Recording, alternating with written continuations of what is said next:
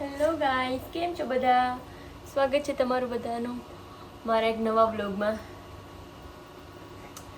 તો આજે તો હું અત્યારે રસોડામાં છું. બપોરના 12 વાગી ગયા, પણ મેં હજી રસોઈ બનાવવાનું માંડ હજી ચાલુ કર્યું, કેમ કે ઘરે કોઈ છે નહીં, એટલે મારે હેતવીને રમાડતા રસોઈ બનાવવી પડે. મેં ચણાનું શાક મૂકી દીધું છે અને થોડાક ભાત મૂક્યા છે. મારે રોટલી બનાવવાની બાકી છે. રસોઈ હોય એટલે કઈ વાર તો લાગી ને ફટાફટ બની જાય. મમ્મી હોય તો મારે કંઈ વાંધો ઉપાધિ ન રહે રસોઈ બનાવવાની, કેમ કે મમ્મી રાખતા હોય તો હું બનાવી નાખું, ને પછી હું હેતવીકને રાખતી હોય તો મમ્મી બનાવી નાખે. મમ્મી ન હોય ને એટલે મારે આખા દિવસ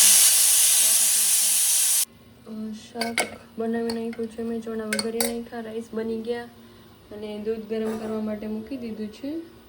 તો શાક બની ગયું છે, પછી મેં થોડા રાઈસ બનાવ્યા અને રોટલી પણ બની ગઈ.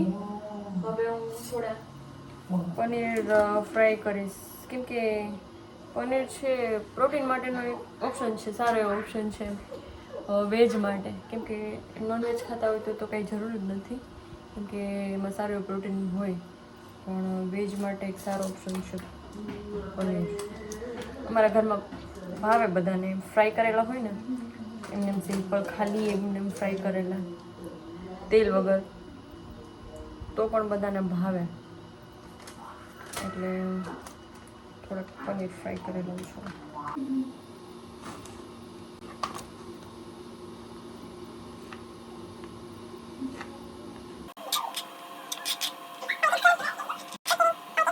સ્લાઈસ છે ને એકદમ ક્રન્ચી લાગે એટલે ખાવાની મજા આવે.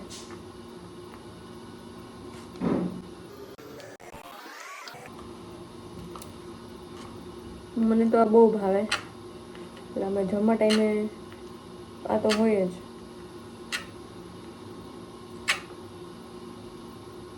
રીતે પતલી પતલી સ્લાઈસ કરી નાખો ને તો એ મસ્ત એકદમ ક્રન્ચી થઈ જાય ને ઇઝીલી એ ફ્રાય થઈ જાય એર ફ્રાયરમાં.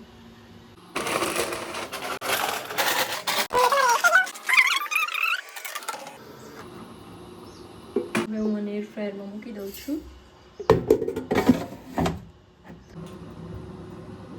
તો મેં પનીર ફ્રાય થવા માટે મૂકી દીધા છે 10 મિનિટ માટે. એ થાય ત્યાં સુધી હું બધું જમવાનું વાર કાઢી લઉં અને જમી લઈએ ફટાફટ, કેમ કે ભૂખે બહુ લાગી છે. જો તમને મારા વિડીયો ગમતા હોય તો વિડીયોને લાઈક કરો, સબસ્ક્રાઇબ કરો, શેર કરો. વાહ, વેરી ગુડ. વિડીયોને લાઈક કરો, શેર કરો અને ચેનલને સબસ્ક્રાઇબ કરો. Tata, bye bye.